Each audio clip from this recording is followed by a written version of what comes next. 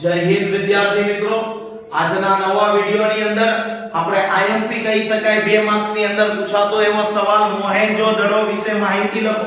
તો મોહેન્જો-દડોને સૌથી પહેલા આપણે શીખવાનો છે.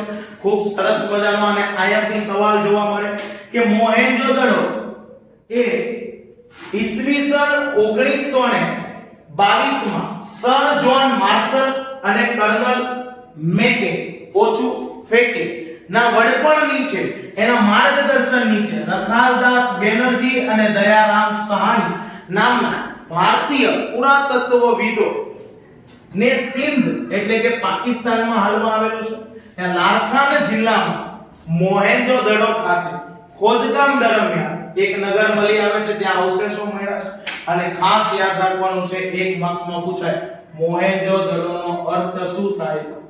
મરેલાનો ટેકરો. યાદ રાખવાનું છે કે મરેલાનો ટેકરો તરીકે કયો નગર ઓળખાય છે? મોહેન્જો-દડો. આ સવાલ પૂછાય છે, આપણે યાદ રાખવાનો છે. આને બીજી રીતના જોઈએ, યાદ રાખવાની રીતે.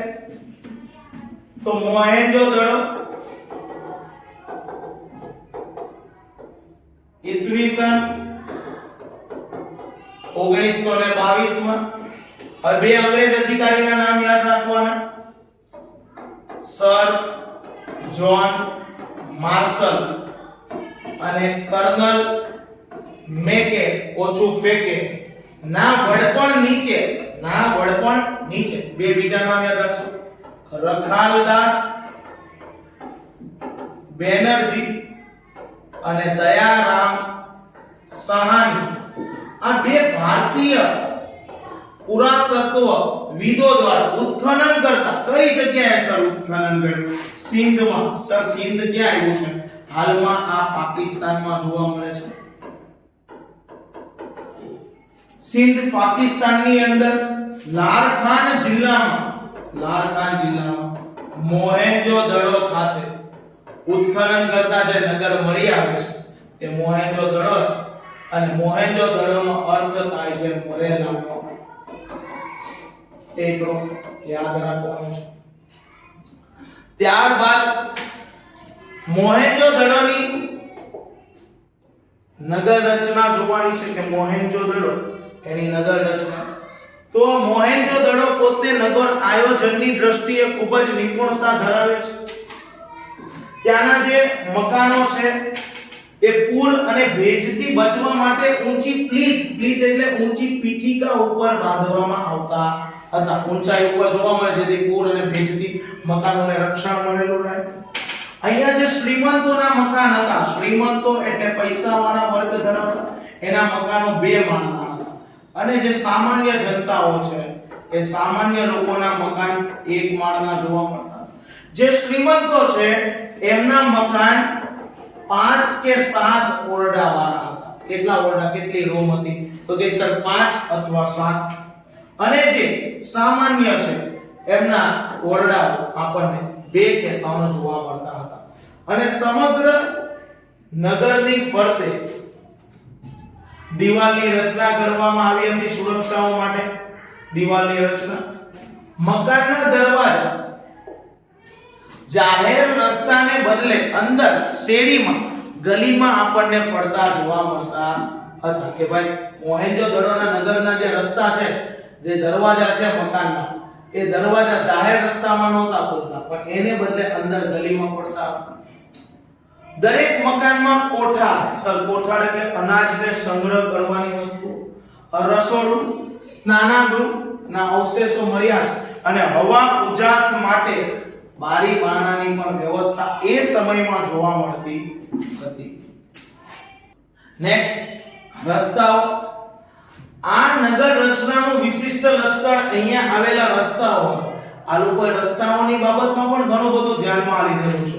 અત્યારના રસ્તાઓ જોઈએ ચોમાસામાં સરસ મજાના થઈ ગયા હોય, ઉબડ ખાબડ વાળા, કમરનો દુખાવો ના હોય એને દુખાવો થઈ જાય, પણ અહીંયાના રસ્તાઓ મોટે ભાગે 9.75 મીટર જેટલા પહોળા રસ્તા હતા. પહોળા રસ્તા કેટલા? પણ 9.75 મીટર છે. નાના મોટા રસ્તા એકબીજાને કાટખૂણે મળતા. કાટખૂણે 90 ડિગ્રી કાટખૂણે મળતા હતા અહીંયા એકથી વધુ વાહનો પસાર થઈ શકે એટલા પહોળા રસ્તા હતા. રસ્તાની બાજુમાં રાત્રિ પ્રકાશ માટે થાંભલા હોવાનું અનુમાન છે. વિચારો કેટલી એવો સુવિધા આપતા હતા રસ્તાને કે લાઇટ ઇલેક્ટ્રિસિટી નહોતી જોવા મળતી, છતાં રાત્રિ પ્રકાશ માટે થાંભલા હતા. તો સર લાઇટ નહોતી તો કઈ રીતના થાંભલા? તો ત્યાં તમે નામ સાંભળ્યું, મસાલ મૂકતા હતા. ફાનસ કેટલીક જગ્યાએ જોવા મળતા હતા તો રાત્રિ પ્રકાશ માટે.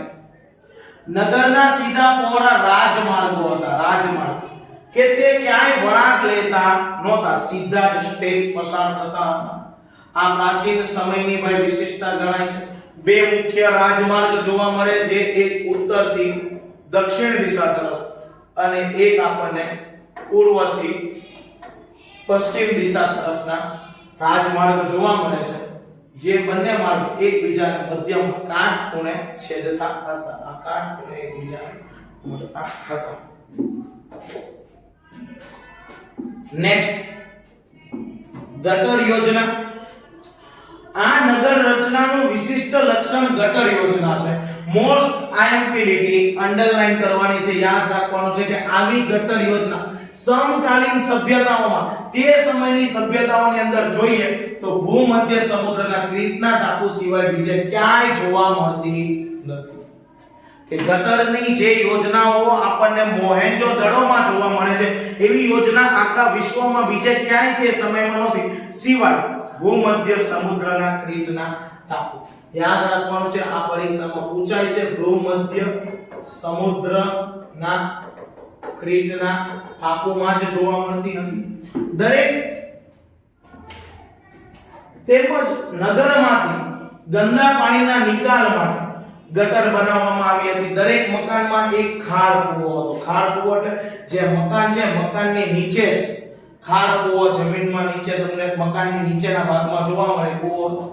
આવી સુવ્યવસ્થિત ગટર યોજના પરથી કહી શકીએ છીએ કે તે સમયે સુધરાઈ જેવી કોઈ કાર્યક્ષમ વ્યવસ્થા છે. સુધરાઈ મતલબ ગંદા પાણીનો નિકાલ થઈ શકે, ફિલ્ટર થઈ શકે, એ આપણા નગરમાંથી દૂર જઈ શકે એવી સુવિધાઓ પણ હતી. એના ઉપરથી કહી શકાય છે કે આ મોહેન્જો-દડો જે નગર છે, ત્યાંના લોકો સ્વચ્છતા અને આરોગ્યના ઊંચા ખ્યાલ ધરાવતા હતા કે હેલ્થ ઇઝ વેલ્થ. જાહેર સ્નાનાગાર. જાહેર એટલે બધા માટે, સ્નાનાગાર એટલે નાહવા માટેનો કુંડ તમને મળે છે. અહીંયા વિશાળ સ્નાનાગાર મળી આવ્યું છે. સ્નાન કુંડમાં સ્વચ્છ પાણી દાખલ કરવા માટે અને ગંદુ પાણી બહાર કાઢવા માટેની વ્યવસ્થા હતી, કે સારું પાણી તમે એન્ટર કરી શકો અને જે ગંદુ પાણી છે એનો નિકાલ થાય એવી વ્યવસ્થા જોવા મળે છે. ગરમ પાણીની પણ વ્યવસ્થા છે, ઠંડુ પાણી નહીં ચાલે, ગરમ પાણી. તેમજ વસ્ત્રો બદલવા માટે ઓરડીઓ મળી આવે છે, કે નાયા પછી જ્યારે વસ્ત્ર ચેન્જ કરવા હોય કપડા, તે માટેની ઓરડીઓ છે. ધાર્મિક પ્રસંગે અહીંના લોકો સ્નાનાગારનો ઉપયોગ કરતા હશે. કોઈ ધાર્મિક ક્રિયા વિધિ પછી તમારે જે નદીમાં નાહવાનું હોય એની જગ્યાએ સ્નાન કુંડમાં આવીને લોકો નાહતા. ત્યારબાદ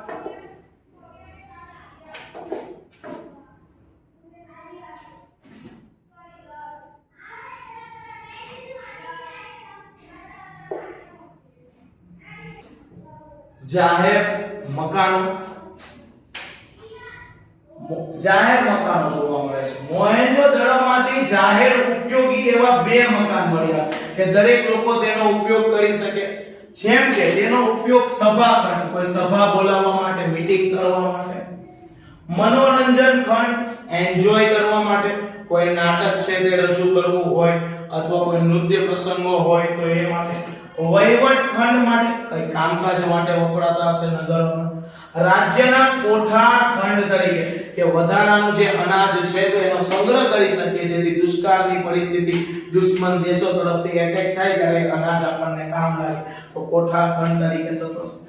અહીંયા મકાનોની એક હરોળ મળી આવી છે. મકાનોની હરોળ મતલબ મકાનોની લાઈન આપણને મળેલી આવે છે. જે સૈનિકો માટેની બેરેક હશે. સર, સૈનિકો માટેની બેરેકનો અર્થ શું થાય? તો જે સૈનિકો જે છે એ જે બોર્ડર ઉપર ઊભા હોય ત્યાંથી થોડે દૂર આવા મકાનોની હરોળ હોય, જેથી અહીંયા સૈનિકો રહી શકે, જમી શકે, એન્જોય કરી શકે અને આરામ કરી શકે. જ્યારે એમને જરૂર વધારે પડે તો અહીંયાના સૈનિકોને હેલ્પ કરવા માટે આ નગરમાંથી આ સૈનિકો તરત ફટાફટ પહોંચી શકે એ માટેની જે સુવિધા છે એને બેરેક તરીકે ઓળખવામાં આવે છે.